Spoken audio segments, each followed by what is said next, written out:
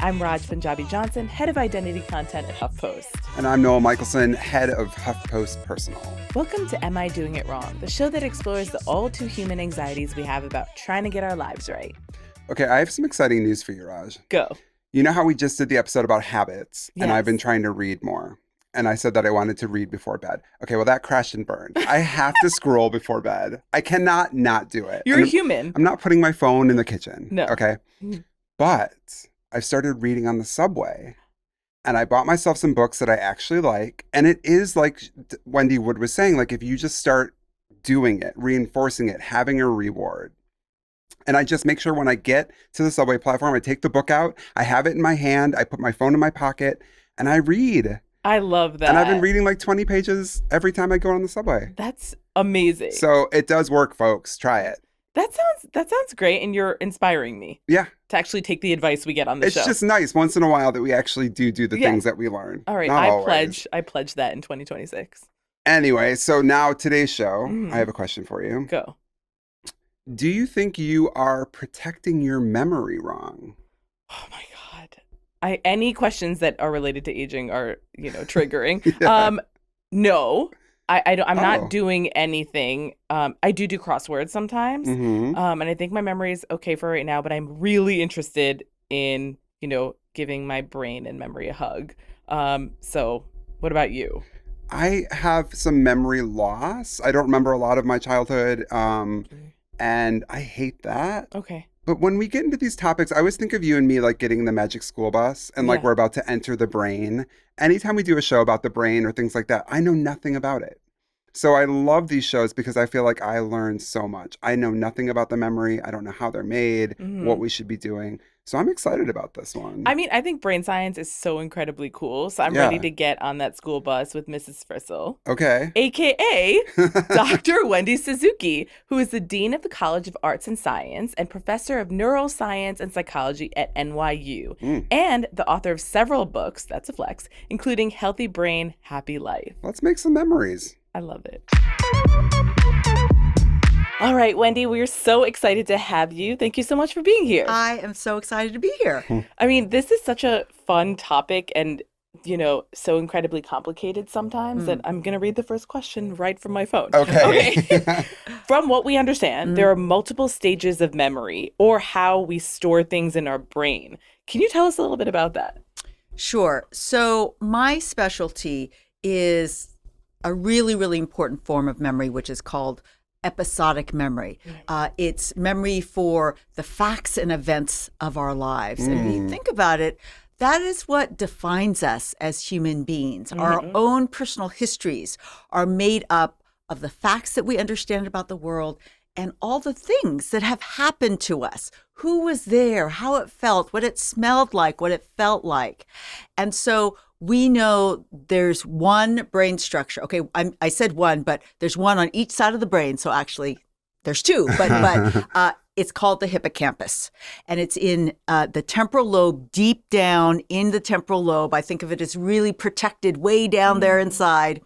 Hippocampus means seahorse. It actually has the shape of a seahorse.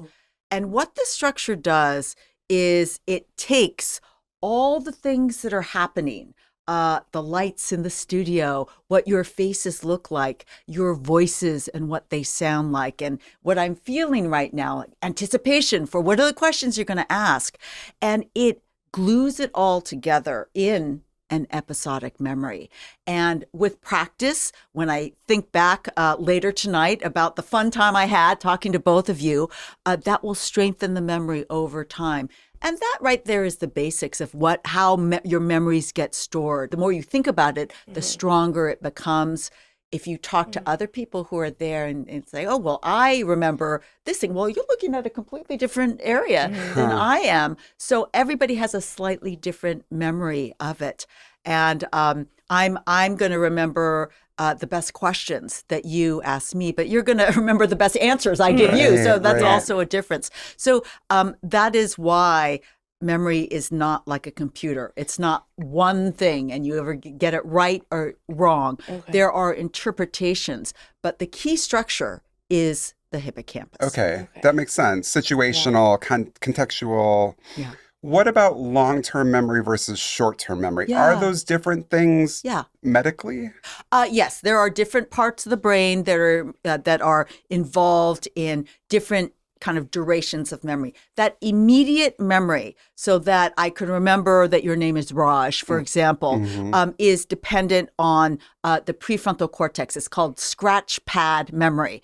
And when we used to have phone books, I don't know if you remember phone books. course. We're old. Yeah. We just look cute, but we're old. Yeah. So you looked up a phone number, and then you had to remember that phone number between the time the phone book moment and then when you go to the phone and dial it on the phone. That ability to keep things in mind is dependent on the prefrontal cortex. That's immediate memory. Right. So the hippocampus is involved in that form of memory. Your hippocampus is critical for remembering what you had for breakfast this morning. Just this morning, okay, whatever, it's 2:00 or 2:30 right now. That is dependent on the hippocampus, but also your memories from your favorite Christmas when you were a kid, when you got that best present, is also dependent on the hippocampus. I'm going to venture out and guess that what you had for breakfast this morning is not going to be remembered 20 years from now. You can remember it, but the hippocampus is involved in all of that what's happening in your life and what decides on what stays in your long-term memory is relevance, emotional resonance. Reinforcement, Reinforcement, Okay. absolutely. Repetition will make those memories stick. But also, if it is the happiest and saddest moment of your life, you will also remember that, because that's also something that becomes very, very memorable and salient for your hippocampus. Interesting. So interesting. I had a somewhat traumatic childhood. I've also smoked a lot of marijuana. I don't remember a lot of my childhood. So are those memories still there and I can't access them? Or can they end up disappearing for some reason? Or is his body protecting him from remembering certain things? Yeah.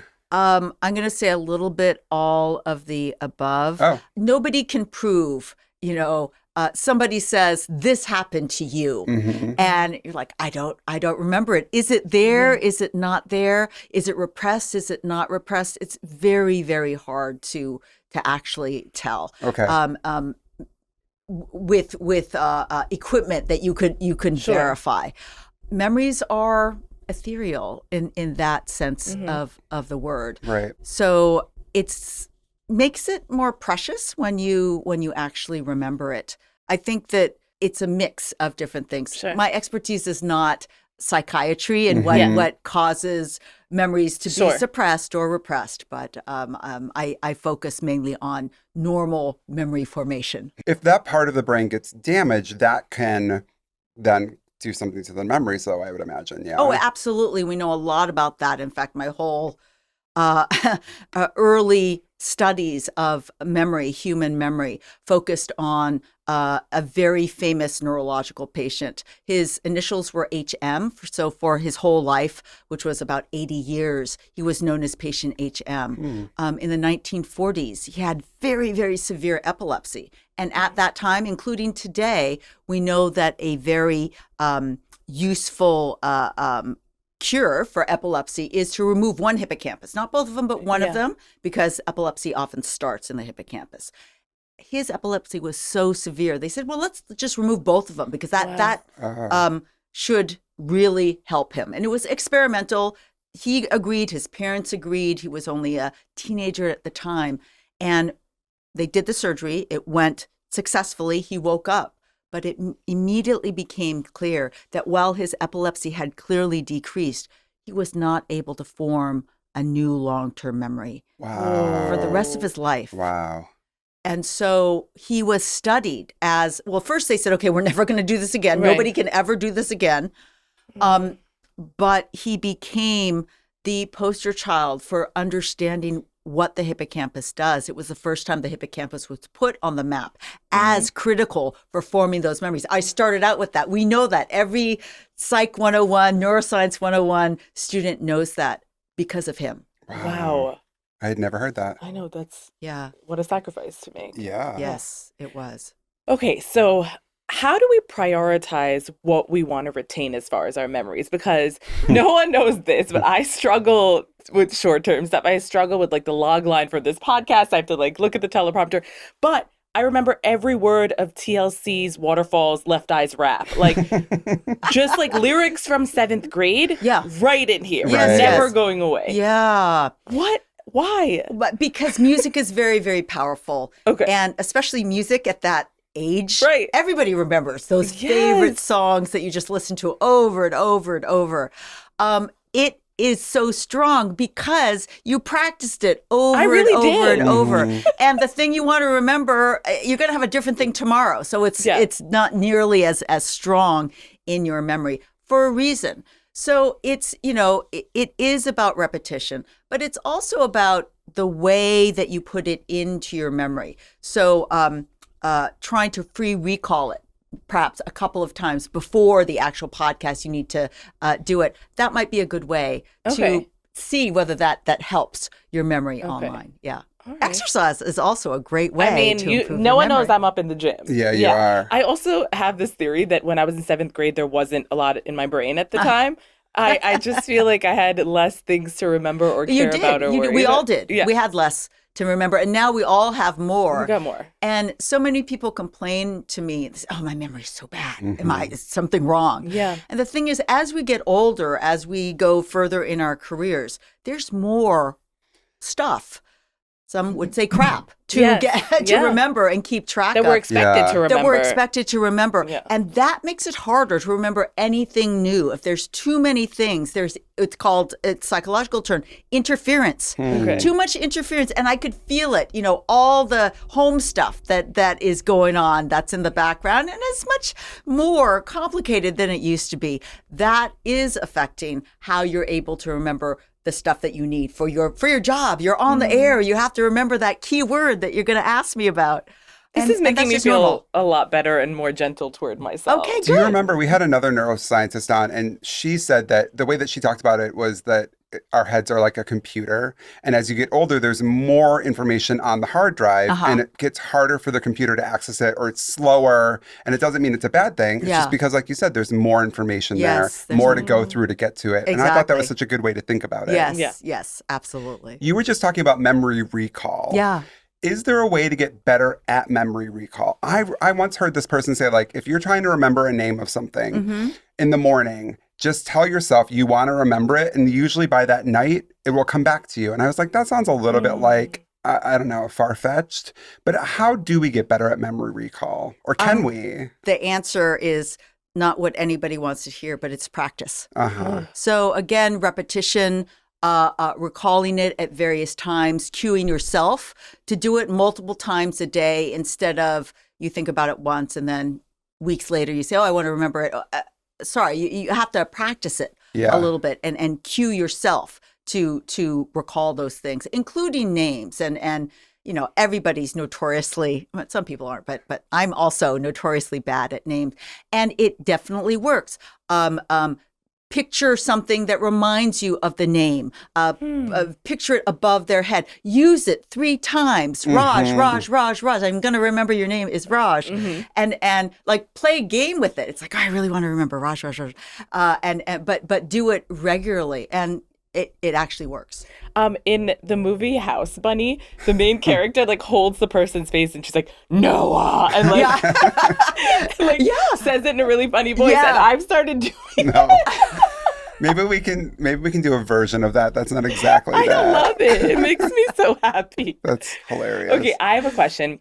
My favorite piece of tech from any movie is in Men in Black, the neuralizer, where they point it at you and you forget everything. Erases your memory. Is there a way we can erase our memories? Because I would like to erase a couple of my memories.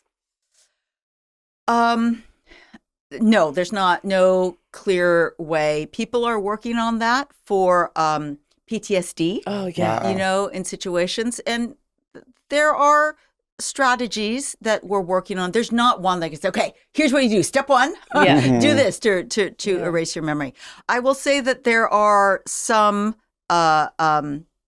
positive steps for very traumatic memories that can be used, but it's nothing that is ready Magical. for Yeah, it's not magical and it's not ready for everyday consumption. Okay, when it is, can you just give me a call? Sure, absolutely. Let's talk a little bit about typical memory-related, like when you're getting older and it's starting to get not as sharp. Yeah. What does that look like? When does that start? And what are some of the signs of it? Yeah. So that is a really hard question to answer because people age at such different rates. Mm-hmm. There are 90-year-olds that you would say, oh my gosh, I wish my memory, my brain worked as well. I know some of them. Yeah. And others that, in their 40s start forgetting this, and that. And so, and that is normal. That happens. I would say that when the memory problems start to affect your job and your ability to take care of yourself or your family, absolutely go see a neurologist. Mm-hmm. Don't try and take a test online. Just go see a neurologist. They are experts in figuring out what is out of bounds and what is in bounds. And that is the question you want answered by an expert. I worry about it sometimes. I'm 47 and I won't be able to remember the name of like an actor or an actress. Yeah.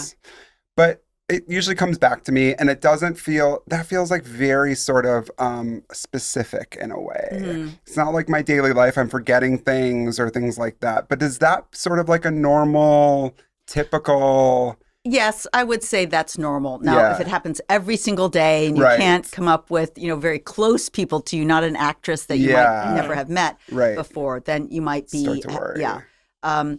But, that happens to me regularly. Also, other things to consider before you go to a neurologist or get really worried. Many of us are sleep deprived. Oof, when I'm sleep deprived, I am nearly not functional in any way. Yeah. Me too. Which is why I try not to make myself sleep deprived. And I really focus on giving myself what I need, which is about 8 hours. Mm-hmm. And I've also learned that too much is almost as bad as not enough for myself. But this is something that everybody can do. This is an experiment that I did on myself during the pandemic. I was home. What else could I do? I'm going to do a little sleep experiment on myself and see what duration makes me feel best the next day. And, everybody had a little bit more time to do that. It was very, very helpful for me. But that's not the only thing that will affect your memory. Stress, anxiety levels will also really do a number on your ability to remember things. This is why, speaking in front of an audience is one of the most scary things because that fear will make you forget what you're going to say and then it makes it all worse. So ask yourself what level of stress, what level of anxiety, what sleep level, how you feel in your body. Exercise, as I've been saying so much for the last 10 years, is so critical for the optimal functioning of your brain. These are all things that you could improve immediately. I actually didn't know about the link between anxiety and memory and forgetfulness and all of that stuff. And at the peak of my anxiety, when I was diagnosed with generalized anxiety disorder 10 years ago, when it was bad, I was so forgetful and absolutely could not remember things and was not being as adult as I could be about my life. And when I learned it was my anxiety and when I got that in control, I again forgave myself and was like, I'm not an idiot. Right. This thing was happening to me. And I do think we're not conditioned to examine our lives and sleep and exercise and things like that. We immediately go to what the hell is wrong with me? Right. We hear about that. Right. Of course, we hear people saying we need sleep, we need exercise, we shouldn't be stressed. But I think we don't often, like you said, make the direct connection between that and something like memory. Yeah. That's really interesting. We want to get into more ways that we can help our memory or protect it. Yeah. But first, let's just briefly talk about some of the conditions that like dementia or Alzheimer's. Can you just touch on those and what those are? Sure. So Alzheimer's disease, very famous disease, is the most common form of dementia. So Alzheimer's dementia starts with damage to the hippocampal system. Not the hippocampus itself, but the main input to the hippocampus called the entorhinal cortex. That's where you see the earliest damage that becomes Alzheimer's dementia. Many people have heard of the plaques and tangles that are famous, that are basically like gunking up of the cells that eventually kill cells in this entorhinal cortex, but then throughout the hippocampus. That is why the early signs of Alzheimer's dementia is memory problems. This beautiful critical structure that allows you to form new memories is starting not to work as well.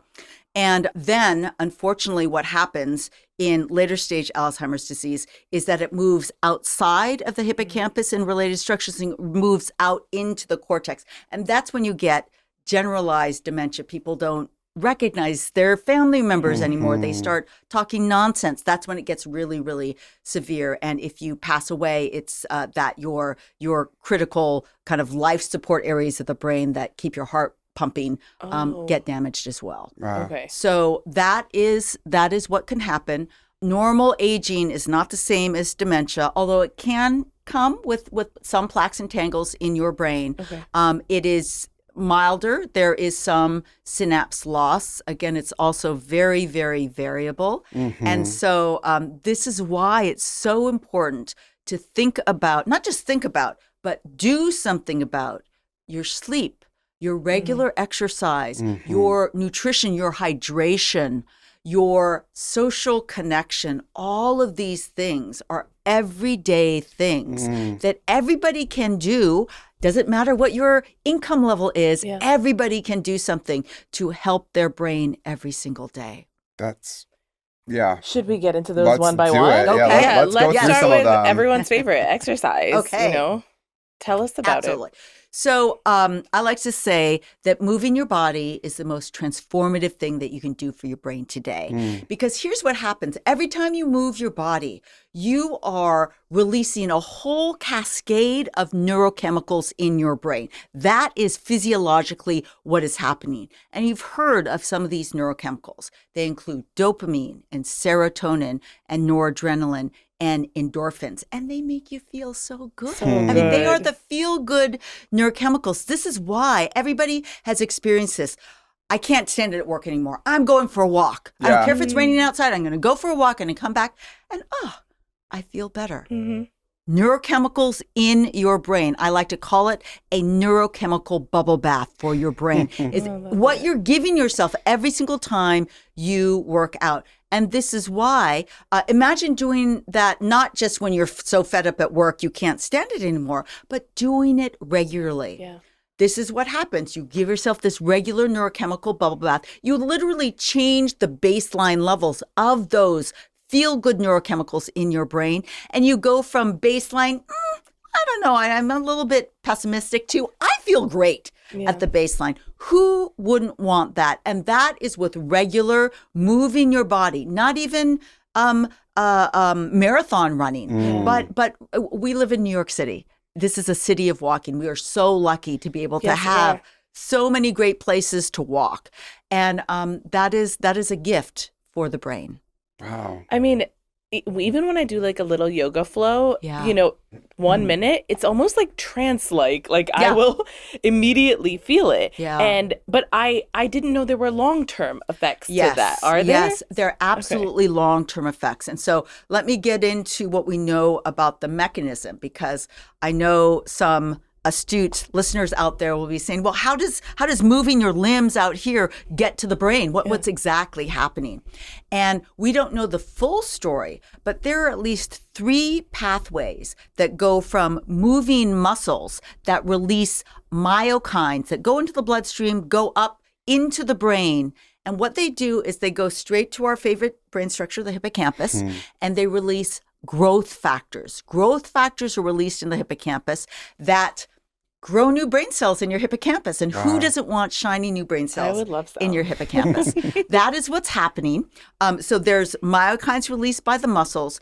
There are ketone bodies released by the liver. That happens every single time you're working out. It's automatic. You don't have to do anything special.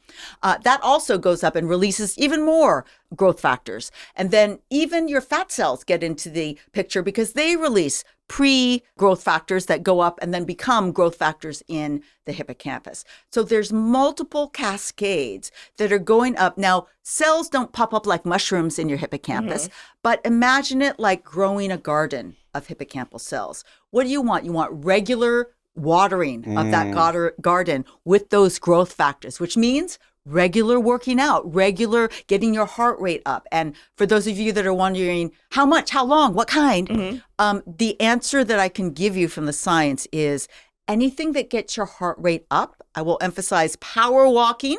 Power walking gets your heart rate up. You don't even have to change your clothes. But whatever your favorite thing is, including everybody, the next question I always get is, I love strength training. I love, lifting those weights.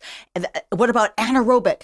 And it's like, well, I've tried to lift weights. I mean, I've lifted weights before. And actually, that's my favorite workout is a cardio weights kind of Me class too. because it gets your heart rate up and it gives you that resistance training. So I think you have to work. This is my personal opinion.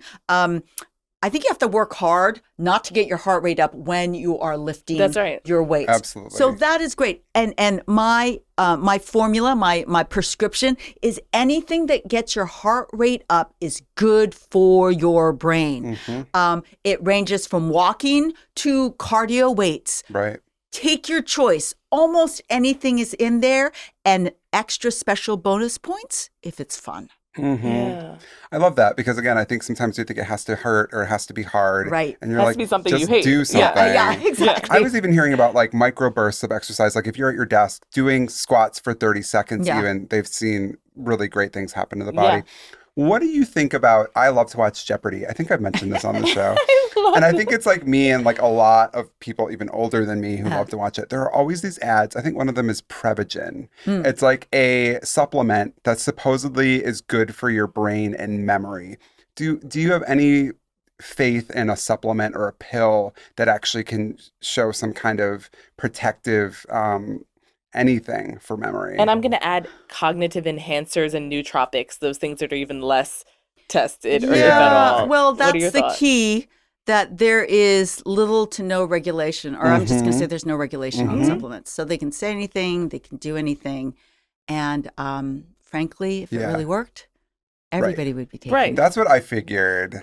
It just seems so sexy, but like I'm like, yeah, I think everyone would be on it. You know? I would say that we've already been talking about the things that we know to work to improve your overall brain health and function. Exercise is one. Sleep, we've talked about. De-stressing. I'm sure we're going to talk about what good anxiety is and how to get it. Again, I think it's so important to keep it real. I'm not trying to sell you a supplement. I'm trying to give you the science that you can use today to make your brain stronger. Yeah. Wait, is good anxiety good for your brain? Good for memory? Good anxiety is beneficial for. It's not going to release growth factors. Okay. But it is a de-stressor. It's about harnessing the power, which is activation energy in your brain. That is at the core of anxiety, and learning to use it for good, because at its core, anxiety is a protective emotion. And so everybody has the potential to use it as protection. And instead, because it's so high levels across the world and in our society, it tends to weigh us down like a rock around our neck. However, it has the potential to be a superpower. And that's what I wrote about in my book, Good Anxiety, how to harness the power of anxiety to actually improve your life and make everything better. I cannot wait to read I feel that. like we're going to have you back on and do an episode about good anxiety. Yeah. Sure. Like, are we doing anxiety wrong? We did one already, but this sounds like a but different... no, I think we can never have enough episodes on anxiety. No, there's so much of We're it. all just swaddled in it. Yes. I would love to hear your idea about this. I was reading, people were saying like tech is a great thing. Yeah. But we rely on it so much now that we're actually doing a disservice to our memory and our brains. Like one article I read was saying like one easy thing you can do for your memory is to stop using GPS because you have to actually then remember the pathway home from the grocery store. And now that we're relying on that, or I think about too, when we were kids, we had to remember phone numbers of Yeah. our best friend, of our grandma. I can still remember my grandma's phone number. My best friend too, 632-7339. That's Annie Lee's from 40 years ago. People are going to be calling Annie. Yeah. But we don't do that anymore. You Yeah. meet someone and you just trade, literally you put your bump phones the phone, together. Yeah. So is tech actually maybe not as good for us as we think it is in this way? Absolutely. I mean, there are clear instances where it does the job that your brain was designed to do for you. There are other ways that it is wonderful. I call my mother on the telephone, a form of tech, every 3 days, and that is wonderful. Texting can be great in an emergency. However, for your brain and for all of the social circuits that evolved to allow me to be able to interpret what your emotion is That's right. and Yeah. how it changed, and is that interesting to you or maybe not so interesting to you? Everybody's making those calculations. You can't do that with this little old emoji. I You have have not to thought be in about front- that. Yeah, it's so true. And think about how you feel when you call your best friend. Yes. Like yeah. my best friend, Corinne, her voice immediately calms me Yeah. and makes me feel hugged. Like, Yeah. I think calling, Gen Z doesn't like doing this. And I also, as a millennial, don't like calling. I like texting, but you're making me want to call people more. I started doing it during the pandemic because we couldn't be together. And I Yeah. started taking walks and I would just call a friend. Yeah. And I think everything in me kind of fought it at first, but I really like phone calls now. It is such a different experience. And those social connections are important to our memory and brain. Yes, absolutely. So social connections are the key to a happy life, and it calms us.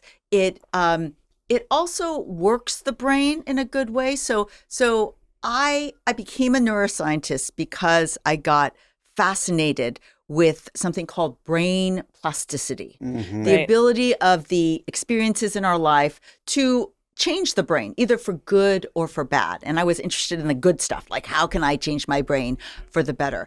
And those regular social person-to-person interactions is one of the most powerful ways that you can give yourself what I call good brain plasticity.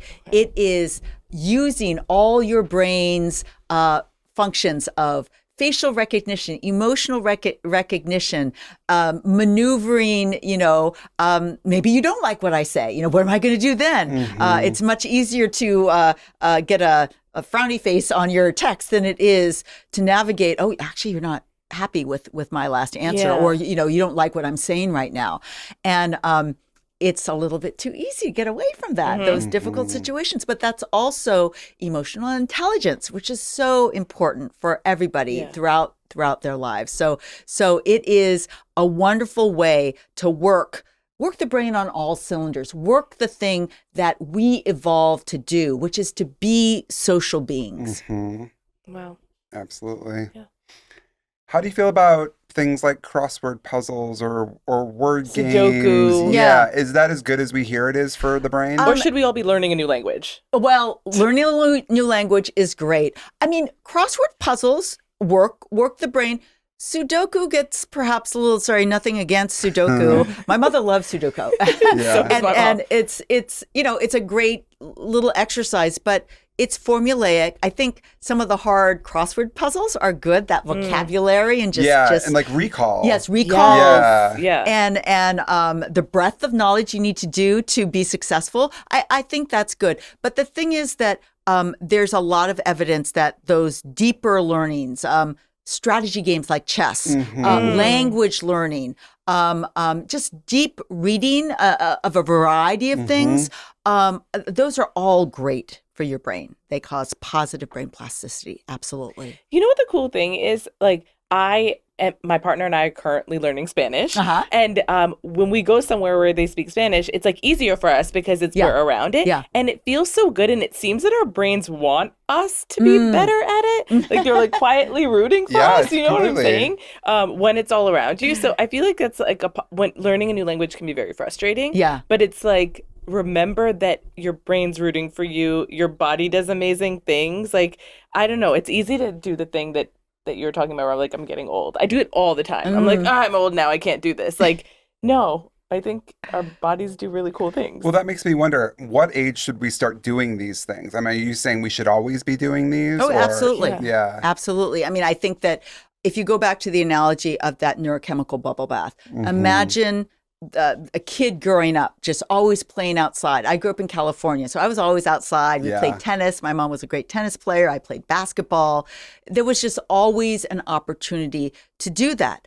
Imagine all those neurochemical bubble baths during that great time as my brain was developing. And imagine that going through your lifetime. I've always wanted to do a study on Olympic athletes that stay active through their lifetime. And there is a positive effect on that. On your brain. And there's so many correlational studies that show that the more you participate in sports, in physical activity, the longer it is of any onset of dementia or age-related cognitive decline. Isn't it crazy that there used to be a stereotype that if you like play sports and you're kind of a meathead that you're like not as smart or something like that? Like, yeah, absolutely. It's weird. It's like the opposite of that. Like being active is going to help your brain. However, I think that came up with football. Sorry, no. Right. Yeah. Okay, that makes sense. I mean, with all the CTE. Yeah. Yes. Okay. How about food? Does diet play a part in protecting memory? Well, diet plays an important part in making a healthy brain. Okay. So I would not say eat this to make your hippocampus nice and fat. Not that level. But your brain is part of your body. Yeah. What is the diet that has the most evidence that's good for your brain is the Mediterranean diet. And its variations, the Mind diet, and they have lots of, there are specialists. I'm not a specialist in nutrition for the brain, but what do I eat? I do try and follow the Mediterranean diet and low red meat and lots of fish, lots of colorful fruits and vegetables. Yeah. Absolutely. Really good for both your brain and your body. We did an episode on the microbiome, and she was saying that there's such a connection between our gut and our brains. Yes. And we had never really thought about that. But yeah, she was saying, eat 30 different fruits and vegetables a week, get the rainbow of colors. Yes. Yeah. And that's what I try and do too. I try being the operative word. I'm getting better. I hate asking this question because I hate the answer always. But like, let me ask about vices. Your girl likes her martinis, drugs and alcohol. What is it doing to our memory? First, everything in moderation is fine. But the reason why I gave up alcohol, and I love a good cocktail, that was hard to give it up. But this came with my personal experiment that I told you about during the pandemic, where I was asking how much sleep would be good. And then I also asked myself, actually, before I asked myself that, I was like, what would happen if I didn't drink for a week? How would that affect my sleep? And I was so sad to see how much better my sleep was with zero alcohol. And there's so much evidence. There's just no getting around it.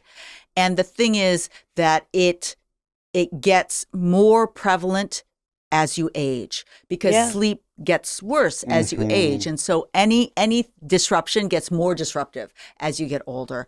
And so for me, the relative difference of no alcohol on my sleep was enough for me to give up my beloved cocktails.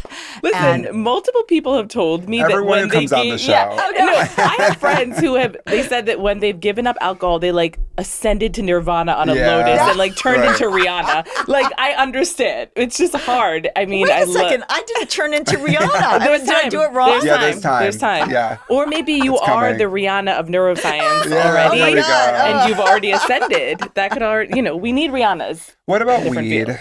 I was a stoner for a lot of my life. I haven't Still smoked a bit of a stoner. in 5 years though. Well, I guess my question too is like, once you've done quote unquote damage, can I, like when you stop smoking, I know that your lungs can kind of heal themselves. Can the brain do the same thing? Or is once you've done damage, is it just the damage is done? No, that is where the beauty of brain plasticity comes in. And one of the structures that does get damaged with weed is the hippocampus. Okay. And it's well known that too much weed smoking impairs your memory. Yeah. But as I've just told you, Exercise builds up that growth factor that goes directly to the hippocampus and grows new brain cells. It works in you just as it works in me.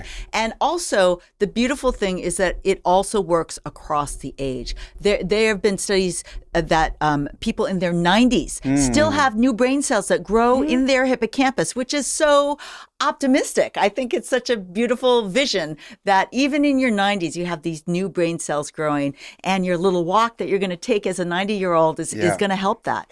So what I can't answer is it going to like repair everything back to the start? But I mean, just look at stroke patients that can come out of a stroke in bad shape, and then rehabilitation. That is brain plasticity working. So that shows us that the adult brain can heal. I'm very active, so I feel like maybe if I weren't as active as I am, I'd be even more of a potato than I am. You know? I mean, not only are you active, like he's vegetarian, and like you just. I'm trying to make up for all the sins that I did in my younger years. That's great. Yeah, that is great. Your brain is definitely benefiting from all of that. That's what I want to hear.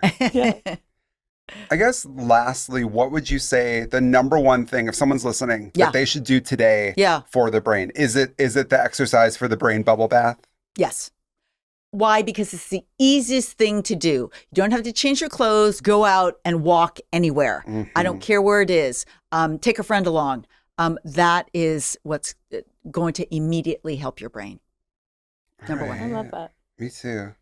I feel better. Okay, go for a walk with me, Noah. I will go for a walk with you anytime. Thank you so much, Wendy. This was so good. Thank you so much. This was a lot of fun. It's time for Better in 5. These are the top 5 things that we learned on today's episode. All right, number 1, memories are dynamic and depend on when they were created, emotional circumstances, and so many other factors. Absolutely. Number 2, you can actually get better at memory recall with more practice. Love that. Number 3, forgetting things is a normal part of aging. But if you start to notice significant change, or if it's affecting your work life or caregiving, that's when you want to see a doctor. Right. Number 4, relying less on tech like GPS can be a good way to stimulate your brain, and social connections are golden for brain health too. And number 5, the easiest way to strengthen your memory is to get moving. So go out and take a walk right now, or lift a weight. I love a weight. Or both. Yeah. It's cute. Noah, so did it turn out that you were protecting your memory wrong? So you know what? I think this is one of those ones where I'm not, because I'm exercising, I'm eating pretty well. I feel like I have done some damage with the weed in my life, but I've repented. I've given that up. Right. But I do like to have a cocktail. I'm like you. I don't know if I can give that up. I feel like you're doing a lot of other stuff right, though. So you think it's like balancing out? Moderation. She said moderation. You're not drunk right now, are you? No comment. Okay, fine. What about you? I actually think I'm doing a better job than I thought I was. Okay. Because when we were talking about tech, I realized that I sometimes don't use it when I could. Yep. Like if I forget an actor's name, I have a habit of resisting Googling, and I will think until I remember it. I like that. Yeah, just trying to exercise I just thought we should do a challenge. I'm going to challenge you and myself. Let's memorize each other's phone numbers. Okay. Because I don't even know Benji's phone number. If you asked me right now if I had to like call him and I couldn't look it up on my phone, I couldn't do it. It might be more useful if you memorize Benji's, but that's not as much fun. So we're going to memorize each other's. Let's do it. And like in 2 weeks, I won't tell you when, but I'm going to quiz you. Okay. So you really have to do this. Great. Right. I'm going to memorize I might quiz you on the air. I'm ready. Okay, get ready. Pressure is good. All right. In the meantime, if you want to email us and you have a question for us, a comment, not a mean comment. No, not mean. Email us. We get show ideas. We love to get emails. We did that episode about, I don't know, something about snacking or something. Yeah. And people emailed me for my salad recipe. Do you remember that? It's a great salad recipe. I was happy to give it out. So you can reach us at amidoingitwrong@huffpost.com. We'd love to hear from you.